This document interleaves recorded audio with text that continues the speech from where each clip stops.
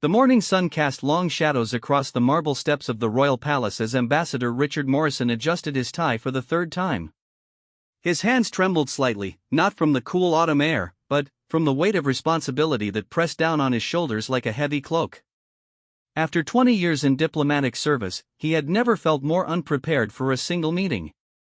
Richard had arrived in the Kingdom of Eldoria just 6 weeks ago, replacing Ambassador Collins, who had suffered a sudden heart attack. The transition had been rushed, incomplete, and now Richard found himself facing the most important diplomatic crisis of his career with barely enough knowledge to navigate the complex royal protocols that governed every interaction within these ancient walls. The crisis itself was simple enough to understand but devastating in its implications. 3 months ago, a trade dispute had erupted between Eldoria and Richard's home country of Valencia. What started as a disagreement over textile tariffs had escalated into accusations of industrial espionage, frozen assets, and, now, the threat of complete economic sanctions.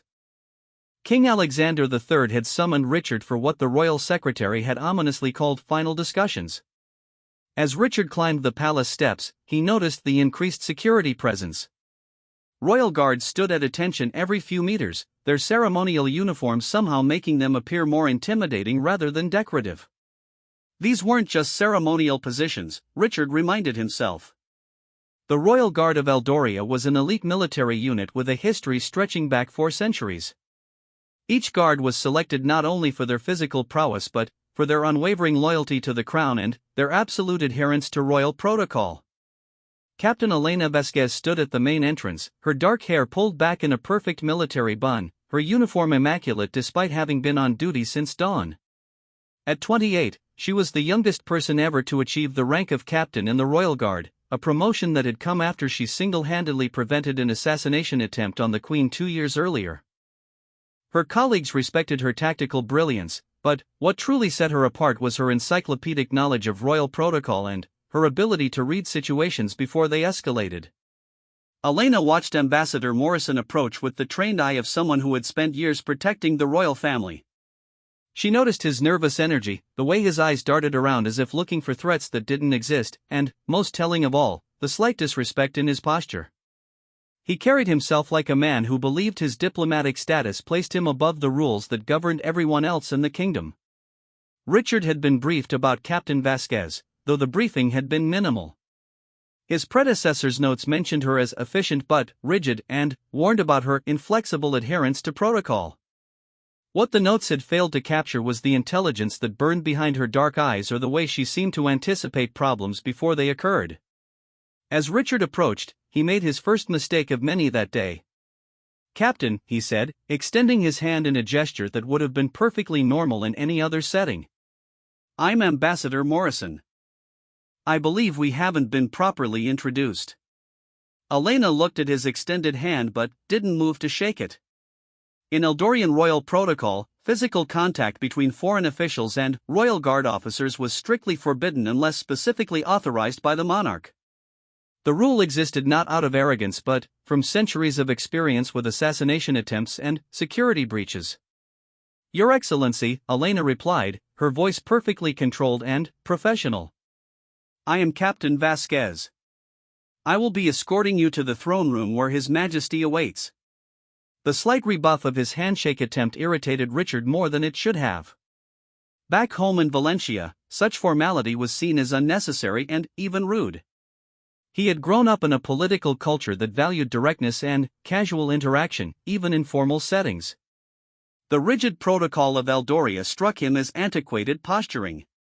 "Of course," Richard said, lowering his hand but allowing a note of displeasure to creep into his voice. "Though I have to say, your protocols here seem rather excessive. In Valencia, we've found that a little human warmth goes a long way in diplomatic relations." Elena's expression didn't change, but, behind her calm facade, she was already cataloging this interaction as a potential problem. Foreign dignitaries who dismissed Eldorian protocol as excessive usually created difficulties before their visits were over. She had seen it countless times. Outsiders who assumed that their own cultural norms should take precedence over 4 centuries of carefully developed royal tradition. "This way, Your Excellency," Elena said, gesturing toward the main corridor. As they walked, she maintained the precise distance required by protocol, exactly 2 steps behind and 1 step to the left of the ambassador. This positioning allowed her to observe his behavior while remaining ready to intervene if necessary. The palace corridors were magnificent, lined with portraits of former monarchs and decorated with priceless artifacts from Eldoria's rich history. Normally, Elena enjoyed these walks through the palace, finding peace in the continuity they represented. Today, however, she found herself increasingly concerned about Ambassador Morrison's behavior. Richard seemed unable to appreciate the historical significance of his surroundings. Instead of showing the respectful attention that protocol demanded, he appeared impatient, checking his watch multiple times and sighing audibly when they stopped at security checkpoints. At one point, he pulled out his phone to check messages, completely ignoring Elena's polite explanation of a famous tapestry they were passing. "Ambassador," Elena said carefully, "I should mention that electronic devices must be turned off before entering the throne room. It's a security protocol that applies to all visitors." Richard looked up from his phone with barely concealed irritation. "Security protocol? Captain, I'm a senior diplomatic representative, not a tourist. I think we can make exceptions for people at my level." The presumption in his voice sent a warning signal through Elena's mind. She had dealt with entitled foreign officials before, but something about Ambassador Morrison's attitude suggested that this encounter might escalate beyond the usual diplomatic tensions. She chose her words carefully, maintaining the respectful tone required when addressing a foreign dignitary while making the kingdom's position absolutely clear. "Your Excellency, the protocols apply to all visitors without exception. This includes heads of state, royalty from other nations, and all diplomatic personnel. The rules exist for everyone's safety and have never been waived." Richard's face flushed slightly at what he perceived as a lecture from someone he considered a mere security guard. In Valencia, ambassadors were treated with enormous deference, and the idea that a guard captain would speak to him in such a manner was both shocking and infuriating. He had assumed that his diplomatic credentials would grant him special privileges, especially given the delicate nature of his mission. "Captain Vasquez," he said, his voice taking on an edge that Elena immediately recognized as dangerous. "I think you may be confused about the relative importance of diplomatic immunity versus your local customs. I'm here representing my government in a matter of critical importance to both our nations." Elena stopped walking and turned to face the ambassador directly. Years of training had taught her to recognize the signs of an escalating situation, and every instinct she possessed was now screaming warnings. Ambassador Morrison's body language had shifted from merely impatient to openly aggressive. His shoulders had straightened, his voice had risen slightly, and, most concerning of all, he was positioning himself as if preparing for a confrontation. "Your Excellency," Elena said, her voice remaining calm despite the tension she felt building, "I understand the importance of your mission. However, diplomatic immunity does not supersede security protocols within the royal palace. These rules have been in place for centuries and have prevented numerous security incidents." The mention of numerous security incidents was perhaps not the most diplomatic way to phrase it, but Elena believed in being direct about security matters. She had studied every major breach in palace security over the past century, and almost all of them had begun with someone believing they were important enough to ignore established protocols. Richard's patience, already strained by weeks of cultural adjustment and the pressure of his failing mission, finally snapped. The combination of jet lag, stress, and what he perceived as disrespect from someone he considered beneath his station created a perfect storm of poor judgment. Without thinking about the consequences, he took a step closer to Elena and raised his voice. "Listen to me very carefully, Captain. I don't have time for this bureaucratic nonsense. I am here on urgent government business, and I will not be lectated by a security guard about rules that clearly weren't designed with people of my rank in mind." The words hung in the air like a challenge, and Elena felt the familiar rush of adrenaline that came with a potential security threat. But this wasn't a physical threat that she could neutralize with force. This was something far more dangerous, a complete breakdown in diplomatic protocol that could have far-reaching consequences for both nations. Around them, other royal guards had begun to take notice. Though they maintained their positions and continued their duties, Elena could sense their heightened attention. any unusual interaction involving a foreign diplomat was automatically considered a potential security incident, and Richard's raised voice had definitely qualified as unusual. Elena took a deep breath and made a decision that would define not only the rest of this encounter but potentially the entire diplomatic relationship between their two nations. She could choose to de-escalate, to find some face-saving compromise that would allow Ambassador Morrison to save face while maintaining protocol. Or she could stand firm on the principles that had guided the Royal Guard for 4 centuries, regardless of the diplomatic consequences. "Your Excellency," she said, her voice now carrying the full authority of her position, "I am not a security guard. I am a captain in the Royal Guard of Eldoria, sworn to protect this palace and everyone in it, including you. The protocols I've described are not suggestions or bureaucratic obstacles. They are absolute requirements that apply to every person who enters this building." The steel in her voice surprised Richard. He had expected compliance, perhaps even deference, from someone he saw as merely following orders. Instead, he found himself facing a woman who spoke with the quiet confidence of absolute authority. For the first time since arriving in Eldoria, Richard began to understand that he might have seriously misjudged the situation. The tension in the corridor had reached a breaking point, and Richard Morrison found himself in completely uncharted territory. Throughout his diplomatic career, he had navigated complex negotiations, handled delicate cultural situations, and managed international crises. But none of his experience had prepared him for this moment, standing face to face with a Royal Guard captain who refused to bend to his authority. Elena Vasquez maintained her composed stance, but, internally, she was running through every possible scenario. Her training had covered diplomatic incidents extensively, but most of those scenarios assumed that foreign officials would eventually recognize the wisdom of following protocol. Ambassador Morrison showed no signs of backing down, and his increasingly aggressive posture suggested that he was about to make an even bigger mistake.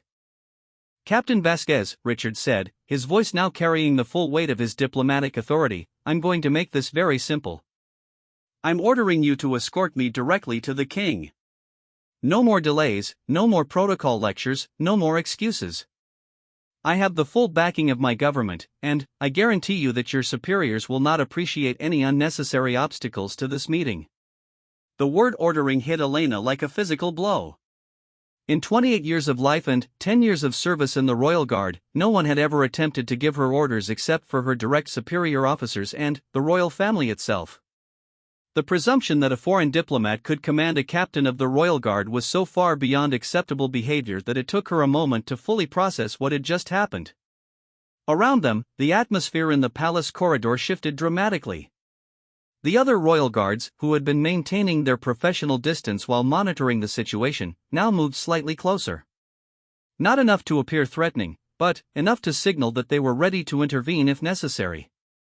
Protocol demanded that they support their captain in any dispute, especially one involving a breach of royal security procedures.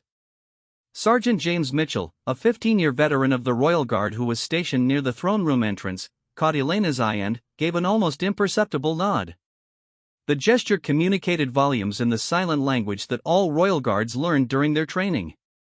He was asking if she needed backup, and simultaneously letting her know that he had already alerted the Palace Security Command Center about the developing situation. Elena made a decision that would later be studied in diplomatic training programs across multiple continents. Instead of escalating the confrontation or attempting to de-escalate through compromise, she chose to educate.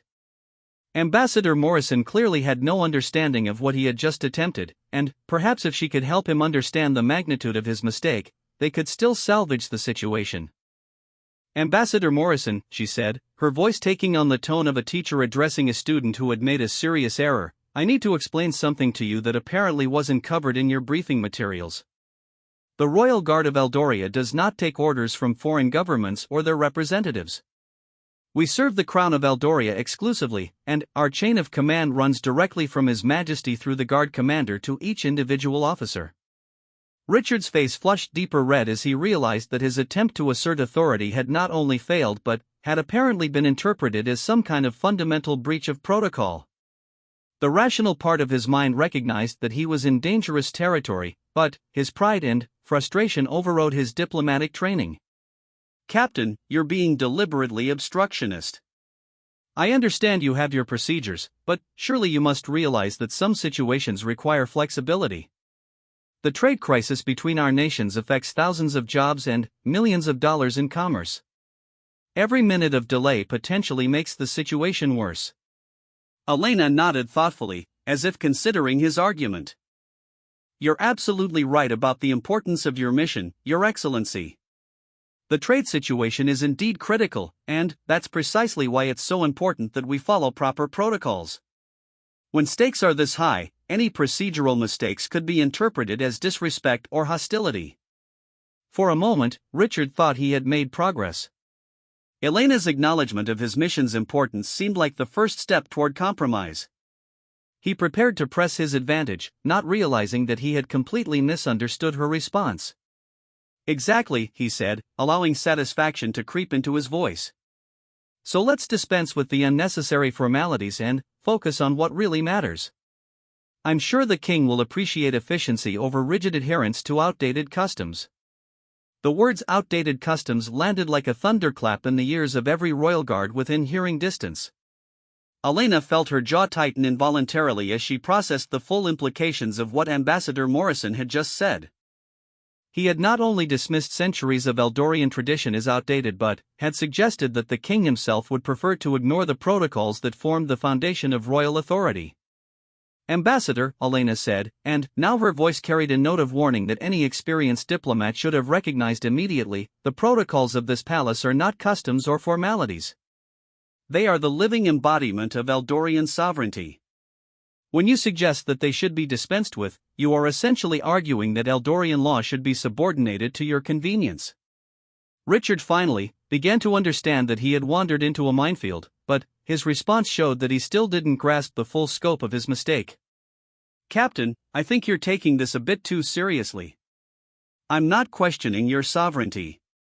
I'm simply asking for reasonable accommodation of diplomatic necessity. Elena looked at him with something approaching pity. Your Excellency, let me ask you a question. If I were to visit your embassy in Valencia and demand that you ignore your security procedures because I found them inconvenient, how would that request be received? The analogy hit Richard like a bucket of cold water. For the first time since the conversation began, he tried to imagine how he would react if a foreign military officer walked into his embassy and started making demands about how things should be done.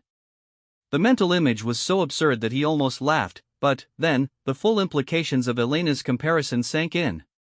That's different, he said, but his voice lacked conviction.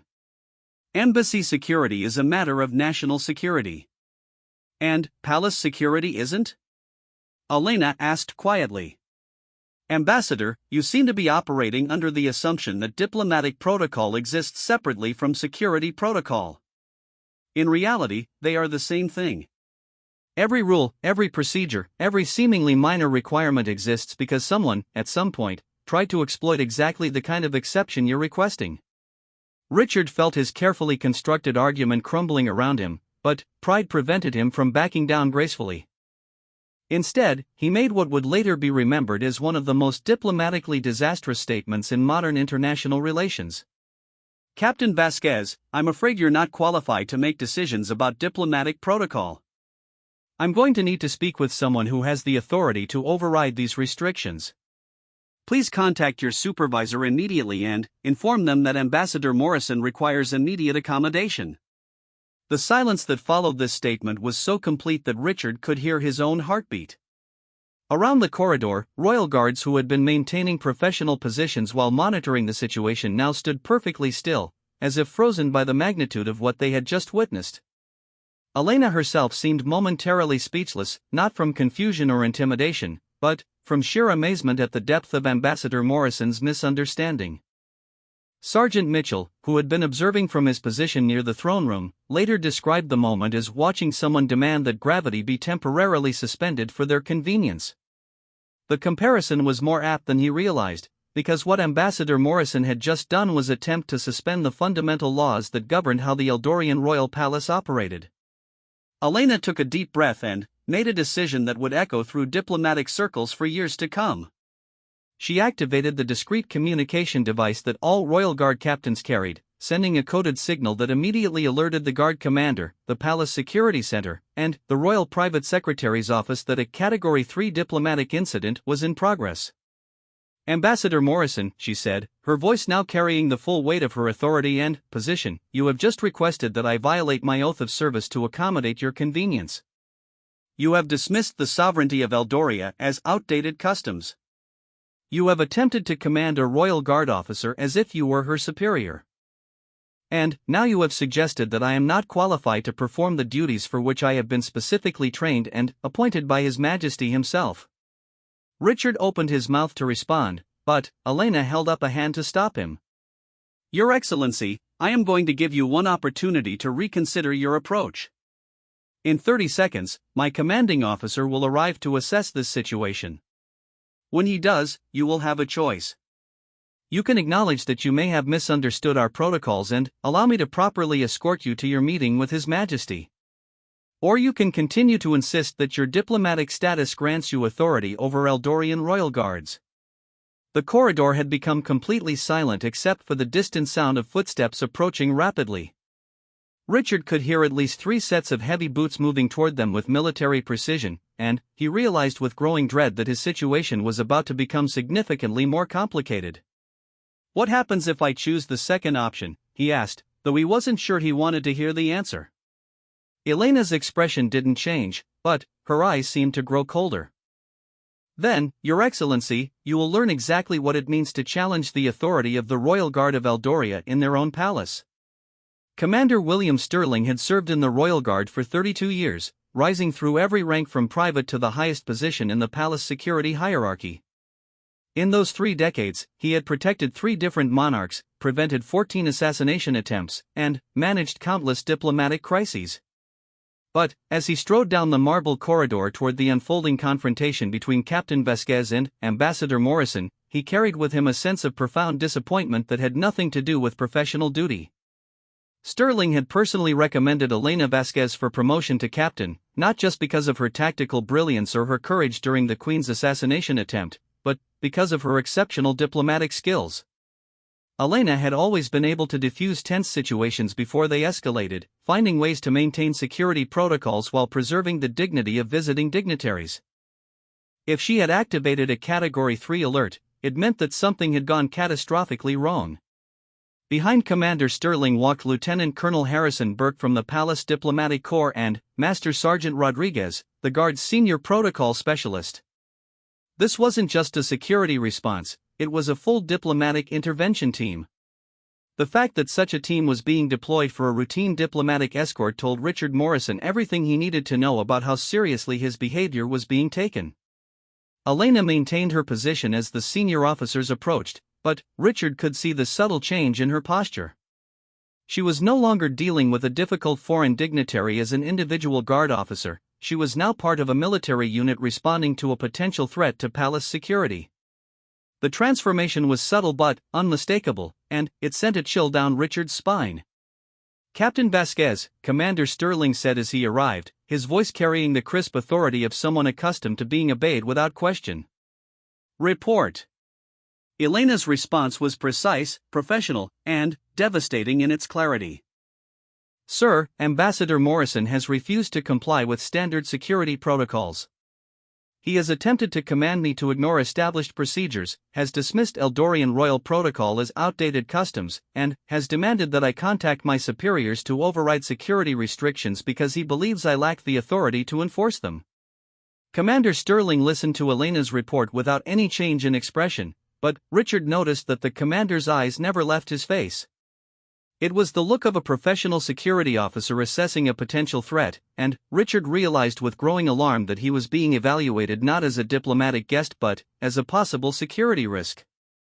"Ambassador Morrison," Commander Sterling said, his tone perfectly polite but carrying an undertone that made Richard's stomach clench, "I am Commander Sterling, head of palace security. Captain Vasquez has briefed me on your concerns regarding our protocols. Perhaps you could explain to me exactly what accommodations you believe are necessary?" The question seemed reasonable, even helpful, but Richard had spent enough years in diplomatic circles to recognize a trap when he heard one. Commander Sterling wasn't asking because he was prepared to make accommodations, he was asking because he wanted Richard to repeat his demands in front of witnesses, creating an official record of the incident. Commander Sterling, Richard said, trying to inject as much diplomatic authority into his voice as possible, I appreciate Captain Vasquez's dedication to her duties, but I think there may have been some misunderstanding about my status here. I'm not just any foreign visitor. I'm a senior diplomatic representative here on urgent government business. Surely your protocols include provisions for expedited handling of high-priority diplomatic missions. It was a reasonable attempt to reframe the situation, and, under normal circumstances, it might have worked.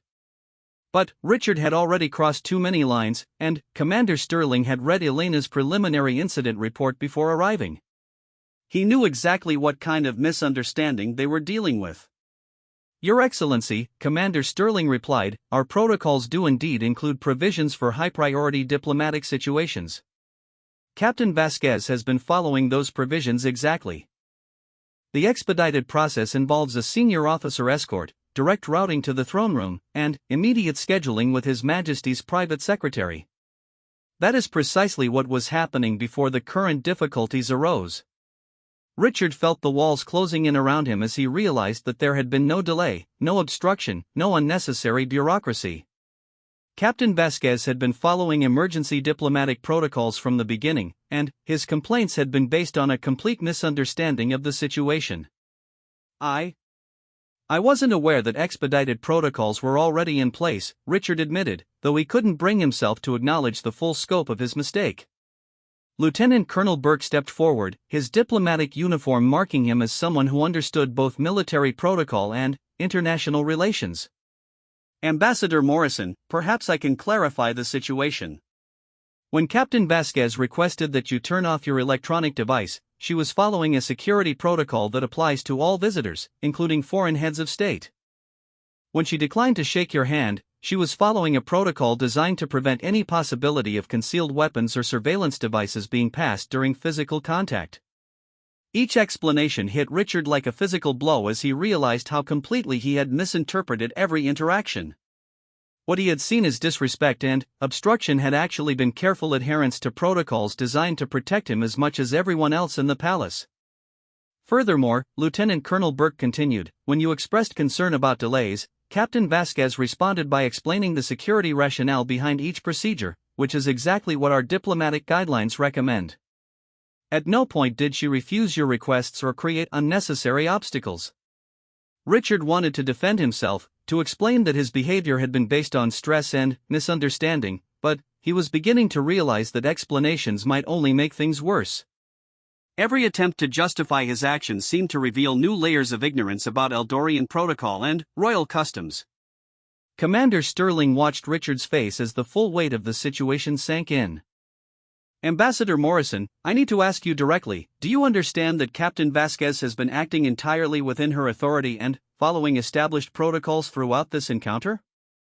The question hung in the air like a sword, because Richard understood that his answer would determine how the rest of this incident unfolded. If he continued to maintain that Elena had been wrong, he would be essentially arguing that the entire Royal Guard structure was incompetent. If he admitted that she had been right, he would be acknowledging that his own behavior had been completely inappropriate. Yes, I can see that Captain Vasquez has been following her procedures, Richard said carefully. But surely you can understand my frustration. The trade crisis between our nations is reaching a critical point, and every hour of delay potentially costs both countries millions of dollars. Elena spoke for the first time since Commander Sterling's arrival. Your Excellency, perhaps I failed to communicate clearly. There have been no delays. From the moment you arrived at the palace entrance until now, you have been moving through our emergency diplomatic protocol system. Under normal circumstances, a visiting ambassador would wait 3 to 5 days for an audience with His Majesty. Your meeting was scheduled for this morning specifically because of the critical nature of your mission. The revelation that he had been receiving emergency treatment all along, rather than being subjected to unnecessary bureaucracy, left Richard speechless.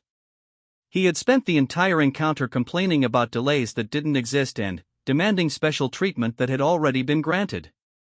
Master Sergeant Rodriguez, who had remained silent throughout the exchange, now stepped forward with a tablet containing what appeared to be an official document.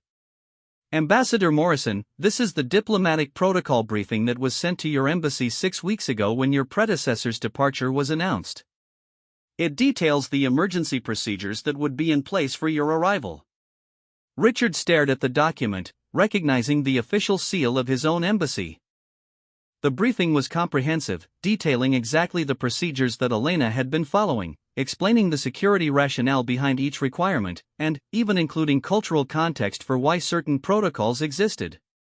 I never received this briefing, Richard said weakly.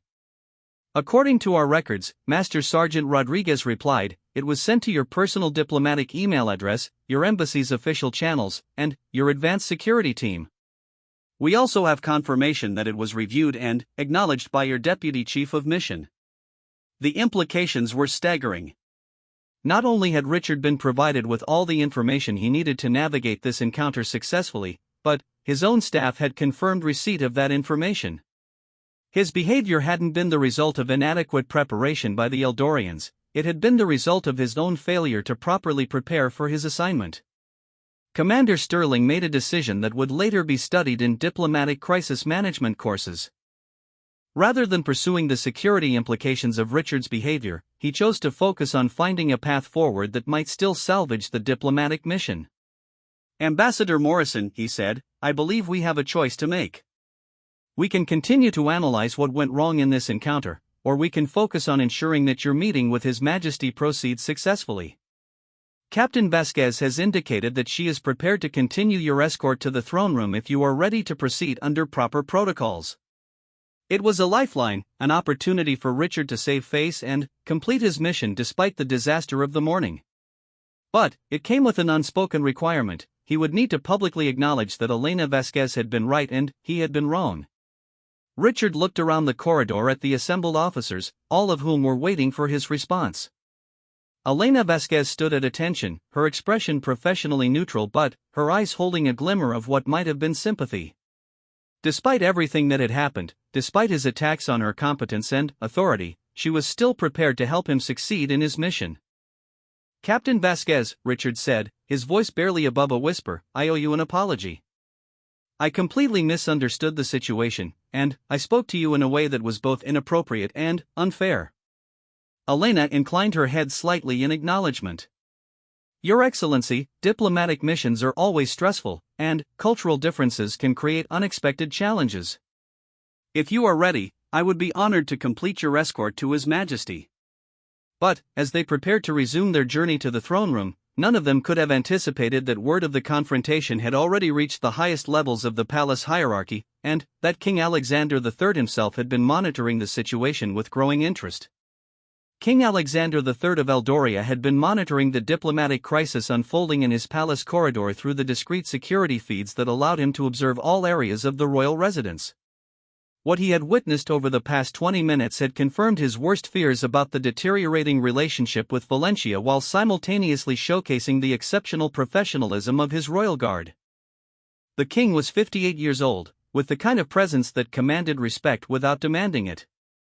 He had ruled Eldoria for 23 years, navigating everything from economic recessions to international conflicts, but the current trade crisis with Valencia represented one of the most serious threats to his kingdom's prosperity in decades.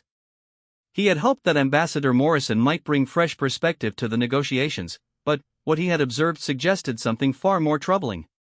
As Elena Vasquez led the now subdued Ambassador Morrison toward the throne room, King Alexander made an unprecedented decision. Instead of waiting in the formal throne room for the ambassador's arrival, he walked to the blue reception chamber, a smaller, more intimate room typically used for private diplomatic conversations. Then, he did something that hadn't happened in the palace in over a century: he personally greeted a foreign ambassador outside the throne room. Elena was the first to see His Majesty approaching, and her military training took over instantly. She dropped to one knee in the traditional royal guard salute, her hand moving to her sword hilt in the gesture of absolute loyalty that had been unchanged for 400 years. Behind her, Commander Sterling and the other officers followed suit, creating a scene of profound respect that left Richard Morrison standing alone and uncertain. Your Majesty, Richard said, executing what he hoped was an appropriate bow. His diplomatic training had covered royal protocols, but he had never actually met a ruling monarch, and the weight of the moment left him feeling profoundly unprepared. King Alexander's first words would be remembered and analyzed by diplomatic historians for decades to come. Ambassador Morrison, I owe you an apology. The statement was so unexpected that Richard actually stepped backward in surprise. Kings did not apologize to foreign ambassadors, especially not ambassadors whose governments were engaged in serious trade disputes with their kingdoms. The protocol breach was so fundamental that Elena Vasquez looked up from her salute with barely concealed amazement. Your Majesty? Richard managed to say. Captain Vasquez, please rise, the king said, and Elena smoothly returned to attention. Ambassador Morrison, I have been observing your interaction with my staff, and I realize that we have failed you badly in our preparation for this visit.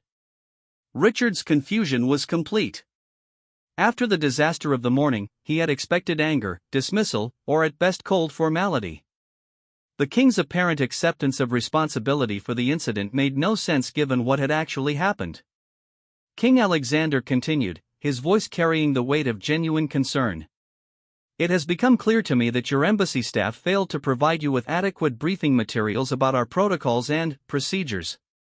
No ambassador should arrive at a foreign palace without proper preparation, and the fact that this happened suggests a serious breakdown in communication. The king's words created a diplomatic masterpiece, simultaneously acknowledging the morning's problems while avoiding any direct criticism of Ambassador Morrison's behavior.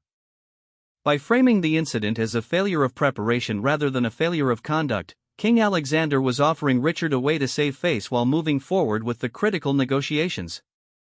Elena watched the exchange with growing admiration for her monarch's diplomatic skills. In a few sentences, King Alexander had transformed a potential international incident into an opportunity for renewed cooperation. The approach was quintessentially Eldorian, respectful, graceful, and focused on solutions rather than blame. Your Majesty is very kind, Richard replied, beginning to understand the gift he was being offered. I must admit that I was inadequately prepared for the sophistication and importance of your protocols. Captain Vasquez has shown remarkable patience in helping me understand the proper procedures. King Alexander turned to Elena with a smile that filled her with pride. Captain Vasquez represents the finest traditions of our royal guard. Her ability to maintain security protocols while preserving diplomatic relationships is exactly why she holds the rank she does at such a young age. The praise was subtle but unmistakable. King Alexander was publicly acknowledging that Elena had handled a difficult situation perfectly, while also sending a message about the level of respect that Royal Guard officers commanded in Eldoria. For Richard, it was a final lesson in the cultural dynamics he had so badly misunderstood. Captain, the king continued, I believe Ambassador Morrison and I have much to discuss about the trade situation between our nations. Would you be so kind as to ensure that we have complete privacy for our conversation? It was a dismissal, but delivered with such grace and respect that Elena felt honored rather than excluded. Of course, Your Majesty. I will personally ensure that your meeting proceeds without any interruptions. As Elena and the other officers withdrew to establish a security perimeter around the blue reception chamber, King Alexander led Ambassador Morrison into the room that would host one of the most important diplomatic conversations in recent Eldorian history. Ambassador, the king said once they were alone, I want you to know that Captain Vasquez's conduct this morning will be noted in her permanent service record as an exemplary display of professionalism under difficult circumstances. Richard nodded, understanding that this was both praise for Elena and a subtle reminder that the morning's events would not be forgotten. Your Majesty, Captain Vasquez is a credit to your kingdom. I hope my behavior didn't create any lasting difficulties.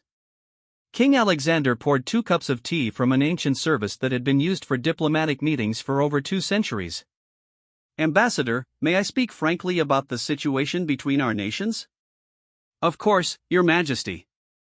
The trade crisis we're facing isn't really about tariffs or industrial regulations. It's about trust. Both of our governments have allowed mistrust and miscommunication to escalate a simple commercial disagreement into a threat to the prosperity of both our peoples. Richard accepted the cup of tea, noting that the king was serving him personally rather than having servants handle the task.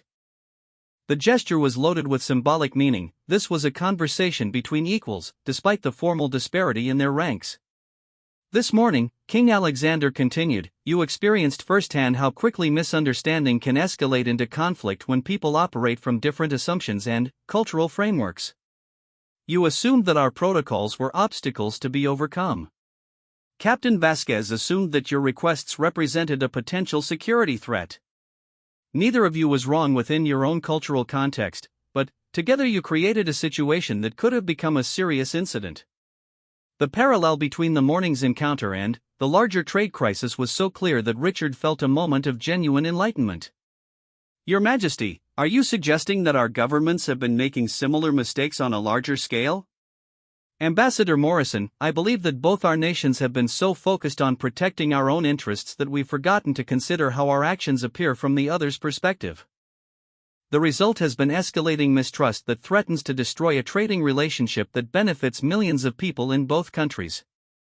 Over the next 3 hours, King Alexander and Ambassador Morrison engaged in the most productive diplomatic conversation either had experienced in months. Using the morning's incident as a framework, they analyzed each point of conflict in the trade crisis, identifying where cultural misunderstandings had amplified economic disagreements. The breakthrough came when Richard realized that Valencia's aggressive negotiating style, which was seen as direct and honest in his own culture, was being interpreted by Eldorian negotiators as disrespectful and threatening. Similarly, Eldoria's emphasis on formal protocols and careful consideration was being seen by Valencian negotiators as stalling and bureaucratic obstruction. Your Majesty, Richard said as the afternoon wore on, I think we've been conducting these negotiations as if we were two completely different species trying to communicate across an unbridgeable gap. But this morning showed me that with patience and good faith, even the most serious misunderstandings can be resolved. King Alexander smiled, remembering his own observations of Elena's handling of the crisis. Ambassador, Captain Vasquez could have easily escalated this morning's situation into a serious security incident. Instead, she chose to educate rather than retaliate, to explain rather than simply enforce. I believe our nations need to adopt the same approach to our trade discussions. As the sun began to set outside the palace windows, Richard Morrison and King Alexander III reached an agreement that would later be hailed as a masterpiece of diplomatic compromise. The trade restrictions would be gradually lifted over 6 months, with both nations committing to regular cultural exchange programs designed to prevent future misunderstandings. But, perhaps the most significant outcome of the day was personal rather than political. Ambassador Morrison had learned a profound lesson about the importance of cultural humility and proper preparation. King Alexander had been reminded that even the most serious international crises often stemmed from simple human failures in communication and understanding. As Richard prepared to leave the palace that evening, he sought out Captain Elena Vasquez to offer a final apology and expression of gratitude. He found her in the guard's administrative office, completing her incident report with the same meticulous attention to detail that had characterized her behavior throughout the day. Captain Vasquez, he said, I wanted to thank you personally for your professionalism today. You had every right to treat me as a security threat after the way I behaved, but instead you chose to help me understand my mistakes. That choice may have saved the relationship between our countries.